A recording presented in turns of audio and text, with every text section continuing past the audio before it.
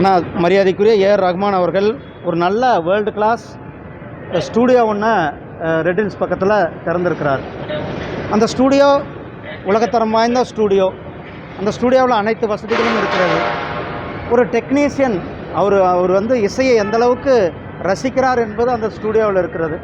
ஒரு I&B minister என்ற ஒரு அந்த ஐஎன்பி மினிஸ்டர் என்ற அந்த இதில் அவருடைய ஸ்டூடியோவை விசிட் பண்ணாங்க. அதே போல் தற்போது இந்த தமிழகத்தில் வந்து பாஜக அதிமுக கூட்டணி உறுதியாக இருக்குது. ஆனால் மத்திய அரசியல் அமைச்சர்கள் சொல்லிக்கிட்டே இருக்காங்க. ஆனால் மாநிலத்தில் எடப்பாடியார் வந்து பார்த்தீங்கன்னா கூட்டணி எல்லா தலைமையிலும் கூட்டணியில் அனுப்புறாரு. இந்த கருத்து வந்து தொடர்ந்து பேசப்பட்டு வருது. இங்கே பாருங்கள், இதுக்கு வந்து எங்களுடைய மரியாதைக்குரிய திரு அமித்ஷாஜி அவர்கள் தெளிவான பதிலை சொல்லியிருக்கிறார். ஏதாவதுனா கூட எங்களுடைய மரியாதைக்குரிய திரு அமித்ஷாஜி அவர்களும் அண்ணன் திரு எடப்பாடி பழனிசாமி அவர்களும் பேசி அதை எங்களுக்கு சொல்லுவாங்க.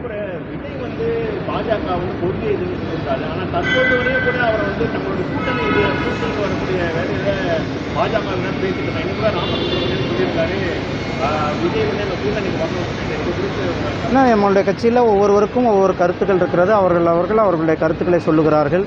எங்களுடைய தேசிய தலைமை சரியான நேரத்தில் யார் கூட கூட்டணி வைக்கணும், அந்த கூட்டணியை உருவாக்குவதெல்லாம் எங்களுடைய தேசிய தலைமை உருவாக்குவார்கள். அதிமுகவுடையவர்கள் வந்து ஒரு அணியில் இருக்கணும் அப்படிங்கிறது பாஜகவுடைய நிலைப்பாடாக இருக்குது. அதிமுகவுடைய கருத்தாகவும் இருக்குது. திமுகவை யாரெல்லாம் வீட்டுக்கு அனுப்புகிற கொள்கையுடையவங்க ஒன்றா சேரணும் தமிழிசையும் சொல்லியிருக்காங்க. ஆமாம், நாங்களும் அதானே சொல்லிகிட்டு இருக்கோம். அதுதானே வேலை செஞ்சுட்டு இருக்கோம். அதுக்காக தானே எங்கள் தேசிய தலைமை ஒர்க் பண்ணிகிட்டு இருக்குது. திமுகவை வீட்டுக்கு அனுப்பணும் அப்படின்றது தான் எங்களுடைய ஒரே கோரிக்கோள். அண்ணா அது வந்து எல்லாமே கூட்டல் பெருக்கல் கணக்கு தானே. அதெல்லாம் கூட்டணி நேரத்தில் யாருடைய பலம் யார் என்ன எல்லாமே 1-1-2 அல்லது எல்லா கட்சிகளும் இணைகிறது தானே. ஏன்னா திமுக என்ற அரக்கனை தோற்கடிக்க வேண்டும். திமுக என்ற அந்த ஊழல் பெருச்சாலையை வீட்டுக்கு அனுப்ப வேண்டும். திமுக வந்து இந்த சட்டம் ஒழுங்கு இன்றைக்கு திமுகனுடைய லாக்அப் டெத்துகள் இது எல்லாமே வந்து நம்ம வீட்டுக்கு அனுப்பணும்னா ஒரு அனைத்து ஒத்த கருத்து உள்ளவர்களை ஒருங்கிணைக்க வேண்டும் என்பது தான் எங்களுடைய.